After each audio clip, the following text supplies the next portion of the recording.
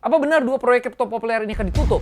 Ada banyak proyek kripto yang datang dan pergi, dari Dental Coin yang tujuannya merevolusi industri kedokteran gigi, hingga BitConnect yang menjanjikan pertumbuhan eksponensial dan berakhir dengan penipuan bernilai miliaran dolar. Ada lebih banyak proyek kripto yang gagal daripada proyek sukses yang mampu tetap berada di peringkat teratas. Dan hari ini kita akan melihat dua proyek kripto populer yang menurut kami akan tutup dalam jangka panjang dan apa alasannya. Kalau begitu tanpa basa-basi lagi, ayo semuanya merapat dan ayo kita mulai dengan Bitcoin SV.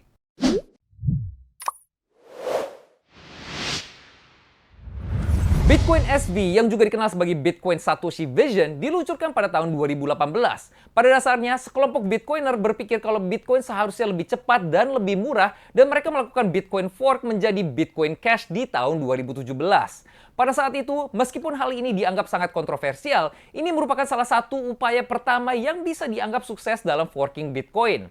Lalu, pada tahun 2018, chain Bitcoin Cash ini dipecah alias di-fork lagi menjadi Bitcoin Cash dan Bitcoin SV. Lagi-lagi karena perbedaan pendapat tentang bagaimana Bitcoin seharusnya dijalankan. Bitcoin SV didanai oleh Calvin Ayre dan dipimpin oleh Craig Wright, seorang programmer komputer Australia. Selama bertahun-tahun, Wright terus mengklaim bahwa dia adalah Satoshi Nakamoto, meskipun hingga saat ini pada dasarnya dia telah kalah dalam setiap tuntutan hukum yang dia ajukan di pengadilan di seluruh dunia. Jadi kenapa menurut kami Bitcoin SV akan gagal? Selain pendiri kontroversial yang kehilangan pendukung setiap harinya, harga token pun terus menurun. Pada awal tahun 2020, BSV meroket hingga lebih dari $400, sementara Bitcoin naik sekitar 20-30%. Namun sejak itu, performa token BSV terus menurun dibandingkan Bitcoin dan bahkan turun 95% dibandingkan Bitcoin sejak tahun 2020. Lebih lagi, ketika harga turun dan miners alias penambang berhenti menambang Bitcoin SV, jaringan mereka pun diserang. Pada tahun 2021, BSV diserang sebanyak 3 kali yang disebut serangan 51%. Pada dasarnya, jika seseorang mengontrol 51% kekuatan penambangan blockchain tersebut, dia bisa mengontrol blockchain dan bahkan mengubah sebagian riwayatnya dalam serangan tersebut. Hal ini menyebabkan masalah besar bagi bursa terpusat dan para pengguna blockchain dengan penyerang menggunakan kekuatan ini untuk melipat gandakan penggunaan token, mengirimkannya ke Bitmart untuk diuangkan. Ini adalah awal dari berakhirnya BSV. Dan sejak serangan ini, sebagian besar bursa telah menghapus token BSV dari bursa mereka dengan alasan ancaman jaringan dan kurangnya volume perdagangan. Kemudian, hanya beberapa minggu lalu, Coinbase akhirnya mengakhiri dukungan untuk BSV setelah awalnya menghapus token tersebut di tahun 2021.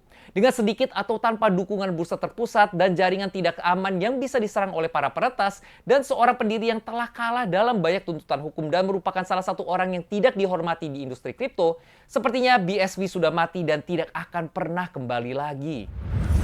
Dan sekarang kita masuk ke proyek kedua, VeChain dengan native token mereka VET. VeChain adalah salah satu proyek kripto tertua yang masih ada hingga saat ini yang awalnya diluncurkan di tahun 2015 dan didirikan oleh Sunny Lu, mantan CIO Louis Vuitton. VeChain adalah salah satu proyek pertama yang mencoba mengatasi masalah manajemen chain pasokan di blockchain. VeChain berpikir dengan ini, perusahaan akan bisa melacak dan mengelola inventory dan data mereka menggunakan blockchain. Namun, setelah bertahun-tahun membangun, memasarkan, dan membuat berbagai pengumuman, jawabannya jelas. Tidak ada perusahaan yang menginginkan hal ini. VeChain telah bekerja dengan beberapa perusahaan besar di dunia untuk menguji teknologi chain pasokan blockchain, termasuk PwC, Walmart China, BMW, DB Schenker, Renault, BYD, daftarnya pun terus bertambah. Namun pada akhirnya hal ini mungkin terlalu banyak untuk dijalankan atau tidak ada manfaat yang cukup bagi perusahaan-perusahaan ini untuk melanjutkan uji coba. Dan pada dasarnya, tidak ada perusahaan terkemuka yang menggunakan teknologi blockchain VeChain dalam kapasitas resminya. Tampaknya market pun telah menyadari fakta ini dengan token VeChain VET turun 90% dari level tertinggi sepanjang masa pada tahun 2021. Namun, meskipun harga token mereka turun 90% dari nilai all-time high alias nilai tertinggi mereka, VET masih bernilai lebih dari 2,4 miliar dolar, jadi sepertinya perjalanannya masih panjang. Bagaimana pendapat Cryptosias tentang kedua proyek ini dan pendapat kami tentangnya? Apa menurut Cryptosias Bitcoin SV atau VeChain bisa melakukan comeback atau kembali lagi? Atau apakah mereka sudah terlalu tertinggal jauh dari pesaingnya? Kira-kira proyek populer lain yang manakah menurut Cryptosias sekarang tidak terlihat menjanjikan di masa depan? Ayo tulis di kolom komen kalau ada yang ingin kita bahas di video berikutnya. Saya Leo mengucapkan terima kasih dan sampai jumpa di video berikutnya. GM Cryptosias.